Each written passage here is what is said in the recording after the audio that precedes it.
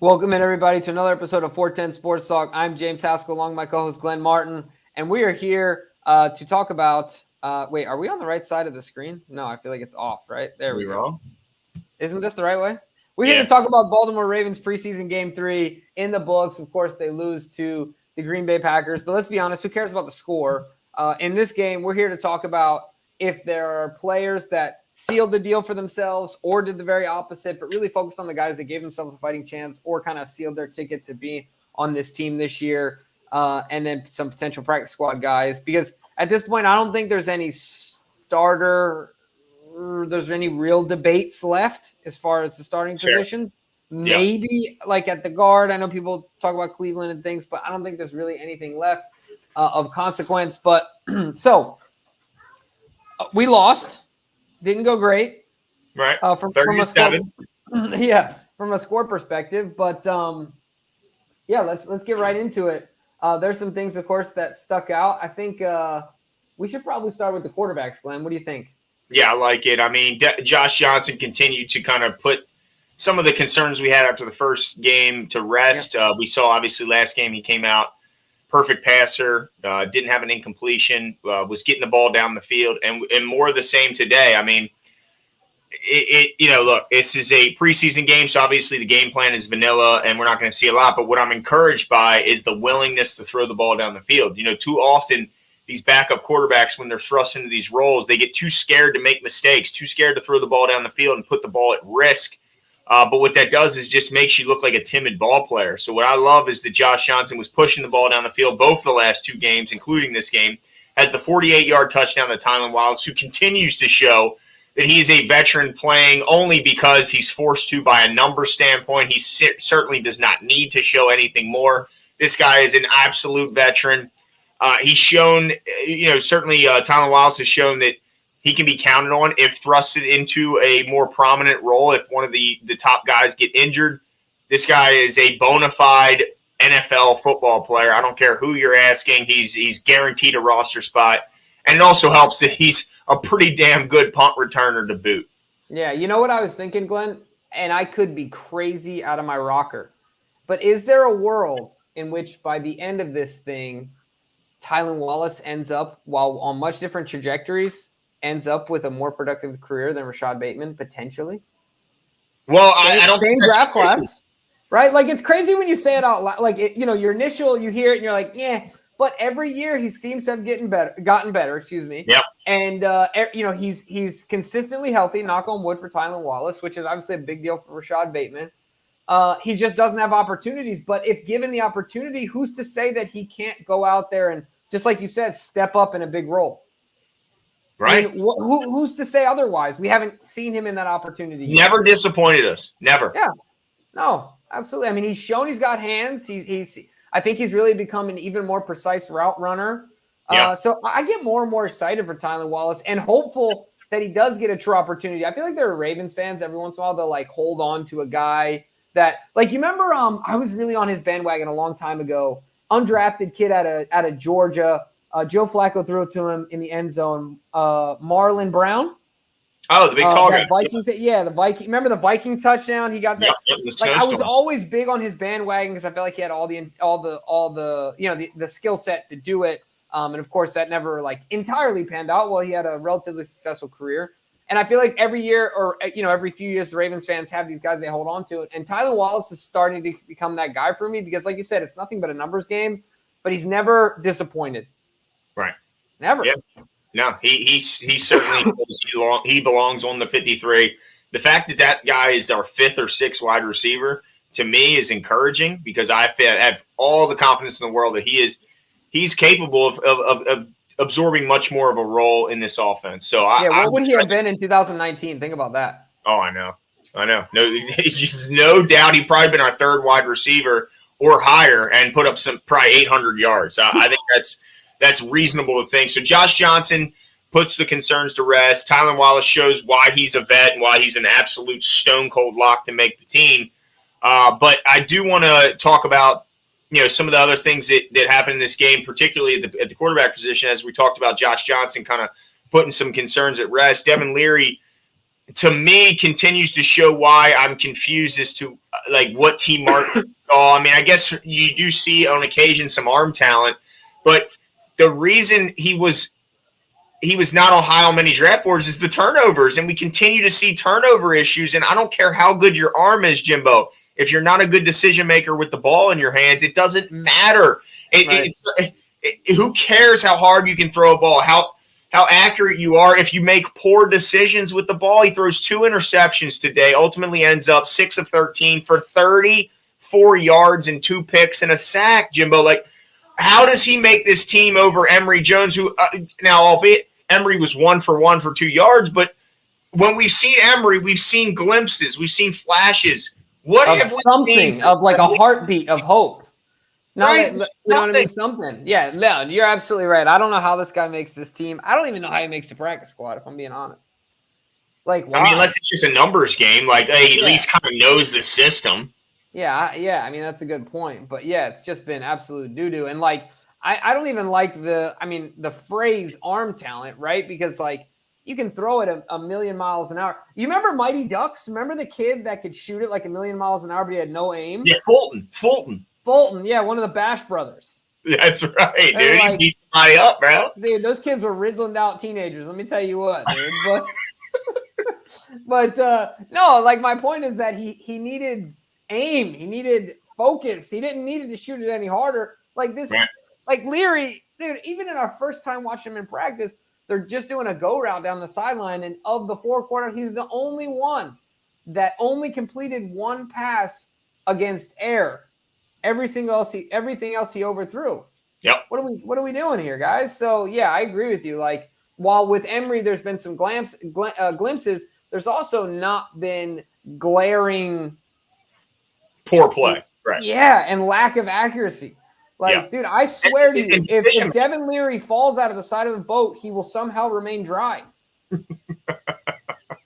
I don't get it. He's like my older brother. When we used to get in a fight, I'd be happy to pick something up because he'd look right at me and throw it 90 degrees to the left. You know, it's like, dude, you're 5 feet from me, Devin. Come on. Yeah. I don't see how he wins the job over Emory other than the fact of his draft status. That's the only thing that continues to put him above him. Emory has shown the ability to push the ball down the field.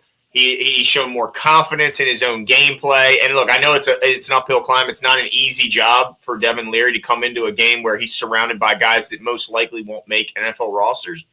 But you got to look like you're a standout in the good direction and not the bad direction. 6 of 13 for 34 yards and 2 interceptions.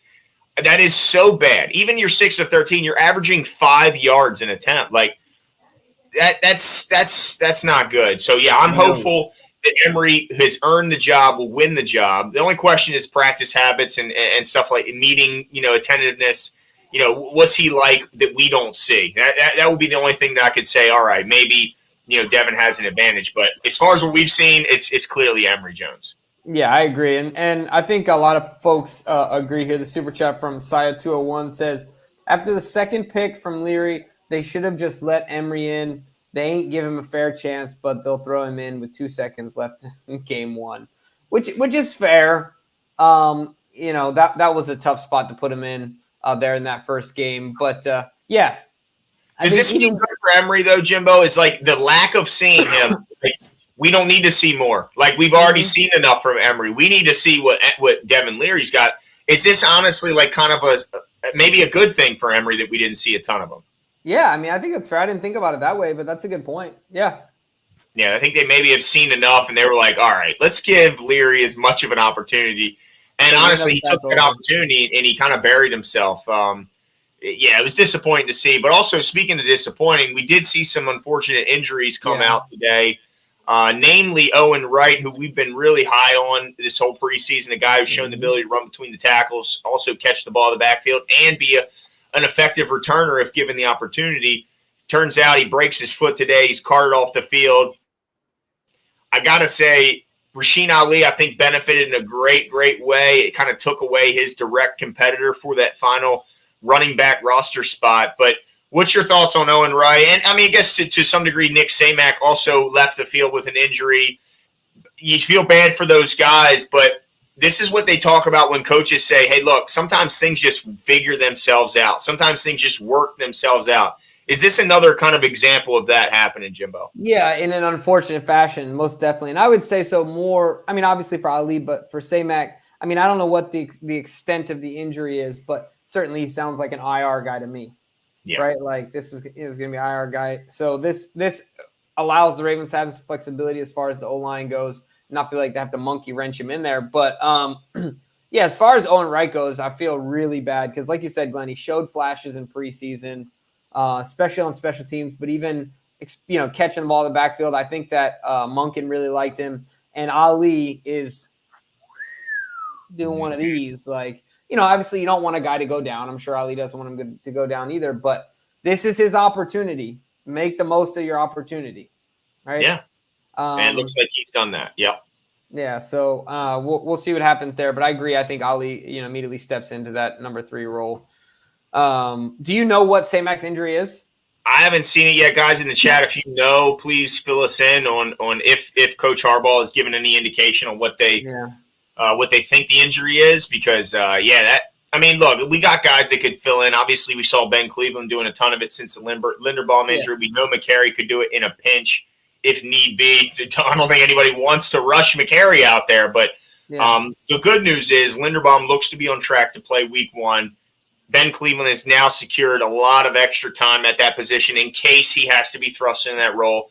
And then we do have that third corner or that third center in Patrick McCary if need be. But, man, one guy I didn't want to see today, but all I did see from him after, seeing him is more good play. Trenton Simpson goes out, intercepts a pass, Jimbo, continues to build on the excitement that we've been seeing from him all preseason, where he's been good as a cover guy, he's been good at supporting the run, he's been good as a blitzer. I mean, there's no part of his game where he's looked overmatched, out of his league, or just kind of in too deep. I mean, what did you see again from Trenton Simpson today? Yeah, no, I would agree. It's just fast, and he doesn't seem hesitant. Like, that's the thing that, outside of the other things we've already talked about, that gets me really excited because I feel like when guys overthink it, I mean, this happens to all of us in all walks of life. Like if you're in your job and you think you're not 100% sure you can trust your eyes or your instincts, it really slows you down, right? Mm-hmm. But he doesn't seem to be in that, and a lot of that I feel like he doesn't seem to be stuck in that. A lot of that has to do with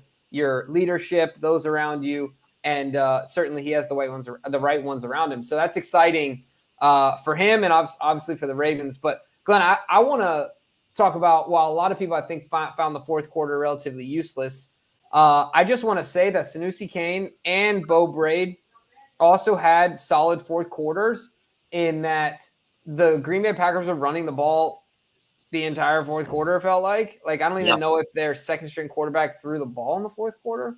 Yeah. I think it was 3rd and 6, and they still decided to pitch it, not even run it. Yeah. So I say all that to say Sanusi Kane made a couple nice plays up by line of scrimmage. Same thing with Bo Braid. Yeah. And it'll be really interesting to see how this shakes out. We picked them on our combined roster to both make the team.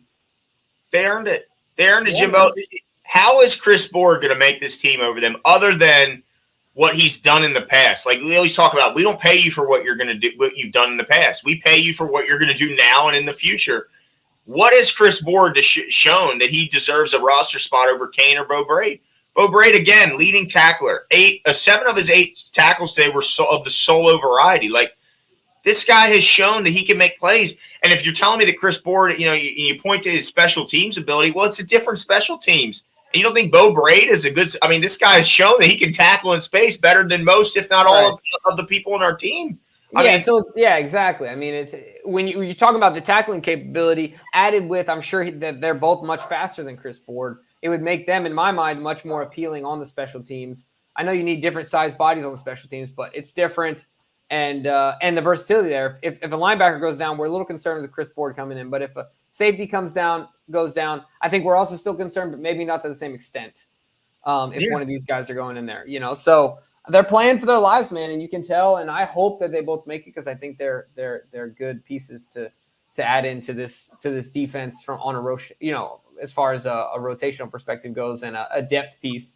So I have high hopes for these guys, certainly on special teams, and that they make the roster. They're just fun guys to watch. Now, a lot of people in the chat have been talking about Cleveland and Falele, and that Cleveland just looks better. I don't know if I agree with that wholeheartedly. I don't know if I agree with that just in general. But I mean, I also don't. As much as I'm a Falele guy, I also will openly recognize that not that he's done a ton to like stand out, but there have to be things that the Ravens are seeing that we're simply not seeing.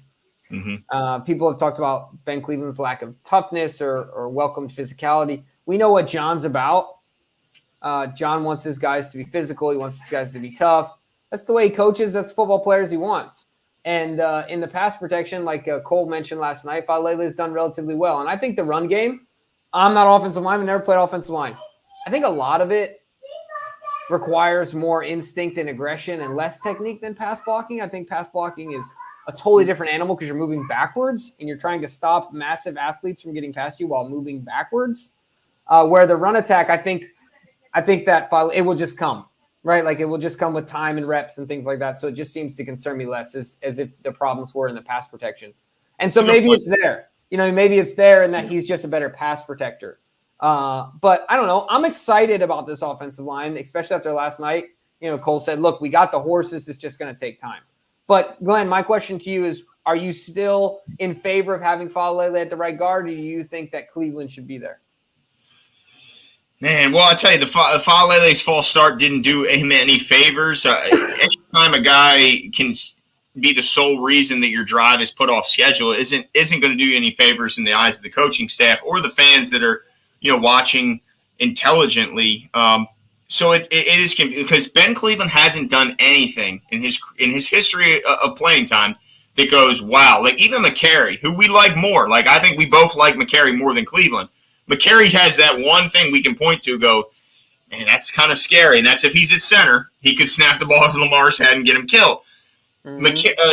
Cleveland hasn't done anything that makes me go, all right, he's going to get Lamar killed or he's going to destroy our run game. The thing that has me worried, and Legend E said it earlier, the run blocking has me a bit concerned when you consider that 3 of the 5 starters were out there and they weren't opening the holes like we would expect. Now, I get that the combination of Lamar Jackson and Derrick Henry just being in the backfield is going to cause hesitation by the D-line and linebackers and open up holes just because of their presence. However, I do think when you're playing a better team, certainly a better run-stopping team, you still got to play well. And part of me wonders if Ben Cleveland's still the best right guard on this roster. It's confusing that he's gotten 0 run at right guard, like 0 run at right guard. That's the part that's like, what the hell is going on? Other than, like you mentioned earlier, we've heard some rumors of his practice habits, of lack of physicality despite his size that drives coaches crazy. And it must, because they're like, dude, you're freaking gigantic. You're strong as an ox. Play like it, dude. Play like it. And play your ass off in practice and stop, going autopilot through practice. You can't do that. So I get why it would drive him crazy. But I'm still not sure if he's not the best right tackle or right guard on this roster, Jimbo. That's the part that drives me nuts. And if Falele is showing that he's also an issue with penalties, it's crazy. But you're right. And overall, I think you're right. I'd rather your concerns be around the run game than the pass game because I don't want my franchise getting tackled or destroyed. And he's been pretty good in pass pro. So it's like it's such a tough call, Jimbo. I don't know who's the best right guard on this roster. I still don't know. No, I'm with you. I feel like what could end up happening is Falele goes out there. If he plays well, great. If he doesn't, maybe he's on a short leash. And maybe they already have Ben Cleveland lined up. The hope is, maybe they go and say – a combination of the two. Yeah, and maybe they say the hope is Falele rounds the corner in the run game. The penalties, as he settles in, the penalties go down. Maybe that's what their hope is. And then if it doesn't work out, we know what we got in Ben Cleveland. We're going to roll him out there type thing. It could be that. It could be that. They feel like he's a known commodity. Let's give opportunities to lose this job. And that could be the case. But I would like to see Ben Cleveland to get some reps at right guard in the event. Think about this. Think about this, Glenn. In one offseason, honestly, is how many practices? I don't know, like 26 or something? Maybe not even that many? A lot. Well, what I mean, though, is that in that short of time, Falele has already shown enough to be slotted over a guy that's been playing that position for 3 years. And it's put some pretty good tape on the board. Yeah, like that's the crazy part for me to think. So in my head, it's got to be more than just a grudge against Cleveland. They've got to be seeing something and have got to say in their heads, all right, this is enough for us to give him a shot, for us to like see this thing through. You know what I mean? So that's the crazy part for me. Like if I was Ben Cleveland, I would be pretty bummed that a guy just, just popped in and took my position. So it'll be interesting to see how it goes. But and it might just be as crazy as this sounds, Glenn. I know people will say he struggles to get out of his stance, stuff like that. As an athlete, he's probably a better mover laterally than Ben Cleveland. Like we had a guy came on that said Ben Cleveland is a north and south mover. Oh, right. Is it just me, DK, or is Jimmy breaking up? No, I think it's you, Glenn. Is it me? It's me? Okay, yeah. Damn it. Yeah, that's okay. I'm on visitor field. I'm not at my home, okay? It's all good. It's all good. No, but I was going to say that, like, maybe Fale was just a better mover. Like, he just moves his body better east to west. And Monken likes that, So we'll see what happens. It's going to be really interesting. But I'm hopeful that this unit can just continue to gel and get better. So the other thing I was going to mention too, Glenn, outside of, I think, Braid, Sanusi Kane, Tylan Wallace, are there any other names out there of guys that have like upped their stock after this game and have a true opportunity based on performance, not health? Because like Leary's stock went down, Ali's stock went up because of health. What about some other guys? I'm trying to think if there's some other guys that we're forgetting about that. Like I thought Bump Cooper had a nice play in the fourth quarter as well, but I don't know if that does anything for his opportunity to make the team. But maybe the practice squad. I don't know if I'm seeing anyone else that moved into a potential 53-man roster spot other than those guys that kind of locked their spots up.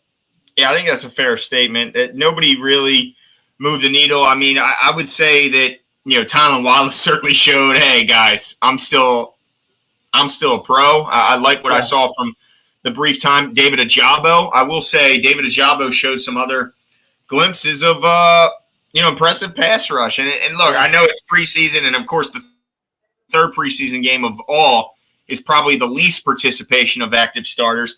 I guess, and you know what, maybe that's not fair because certain teams are still playing a lot of their starters. It seems like kind of the Ravens are a little bit in the camp of, unique in the camp of we're not playing any meaningful starters the entire preseason, where we've seen the Chiefs play some starters. We've seen other teams, contending teams, play them. But yeah, I mean, Tylan Wallace is a guy who showed me something.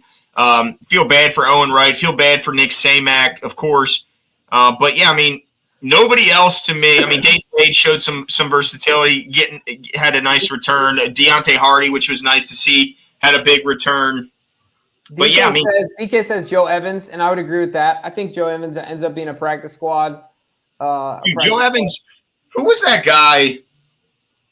A few years ago that we ended up cutting. He goes to the Texans and ended up, and I think he's now with the Patriots, where he's turned into a pretty good pass rusher from the edge, where we cut him and just kind of cast him aside. That's how Joe Evans kind of reminds me of a guy who could.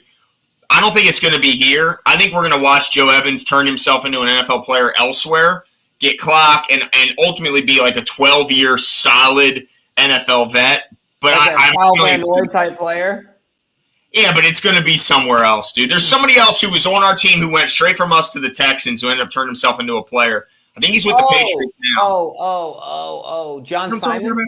Yes, John Simon. Look, Jimbo, that's why you're my co-host, because that's exactly who it is. John Simon showed he was a player, and maybe Evans is on that kind of same trajectory. Yeah, that's interesting. I mean, obviously, I hope not. And then the other one, DK says, and I think this is a good point, John Kelly could push Ali for that last spot. I thought John Kelly looked good last week. The only thing I get concerned about is the guys that he's up, like when he's on the field is usually when it's the guys that are on the field that aren't going to make the team anyway. Like, you know what I mean? But he did kind of get both sides of the coin last week. So I like John Kelly. I thought he had some moves. I like his hands. He had a nice one-handed grab last week. Had some good catches. He's got reliable hands. So that's a good point, DK. It'll be interesting to see what they do with him. But I liked him. I just get concerned with the group that he's playing with, like who he's lumped in with. Yeah. Yeah, I mean, Collier, I think, had some moments, but ultimately, when I look at his workload, it just screams at a guy who was eating snaps for him. I kind of feel bad to say that, but yeah, I think if anything, Kelly showed that. I mean, look, he only averaged 3.9 a carry. He didn't do a ton as far as his statistics say, but he's a veteran who's been in the league. Has had some moments where he showed some pretty good tape. So I think if anyone's going to push Ali, it's him. But man, Ali's job just got a whole lot more secure. There's no doubt about it. Yeah, no, most definitely. Dayton Wade did his thing. I will say, I wish Kadir could have pulled down more of those targets. Yeah. I was really hoping Kadir would have put on a show today. But look, we all knew his ceiling. Practice squad, though, right? Because his ceiling is so high. Yeah, because they cut a lot of the other tight ends that were competing for those spots, so it makes it pretty easy for him to be penciled in there. And look, I think he deserves it just from a potential standpoint. Like, he is a big, fluid athlete who understands the game. He looks through it from kind of the lens of a quarterback, which I think gives him a little bit of advantage. So yeah, let's hope that Kadir can make his way on this practice squad. No, for sure. What were Dayton Wade's final stats today? Do you have them in front of you? I do. Yeah, Dayton Wade had 3 targets, turned it into 1 catch for 5 yards, but also had a kick return of 11 yards. Oh, right. So not definitely his worst game, and when you compare what he's done in the first 2. But let's hope it's enough to, if it's not here, he finds his way on a roster elsewhere. Yeah, no, most definitely. Well, look, Glenn, I'll tell you this. The Ravens got less than 2 weeks before their first game. Yeah. It is officially go time. The clock is counting down. I'm looking forward to, so this coming Tuesday, if I'm not mistaken, is cut down, right? Tuesday at 4 p.m. And obviously we'll be on that evening right after that. Not right after that. Yeah, and then also just a bit of a news. We're going to have a Wednesday evening show. I have Luke Jones coming on, which is exciting. It's been a while since we talked to Luke. Obviously super tuned in on all things Ravens, and it'll be nice to get his take on what he's seen thus far. So yeah, next week is a massive, massive week. The final week before the season officially kicks off. We have the roster cut downs. We got. I'm gonna continue to reach out to some more guests to hopefully kind of pack this next week with a bunch of high level content. And look, make sure you guys hit the notification bell. Of course, subscribe, hit the like button if you enjoy what we've been putting out, and we will keep you up to date on all your Ravens news. Yeah, and last thing I'll mention is make sure you guys check out the community stuff that we have out there. We try and put up all of our pre-show prep stuff because there's a lot of good content in there up in our it's a little bit more unfiltered, if you will, straight from the hip type conversations. It's a lot of fun, a little bit of behind the scenes stuff. And then DK and Brad got their show that they're working on and really doing a good job developing. So check it out. I know a lot of folks are enjoying the community stuff, and we'll continue to push that stuff out. But like Glenn said, stay tuned, and we'll be back soon. See you.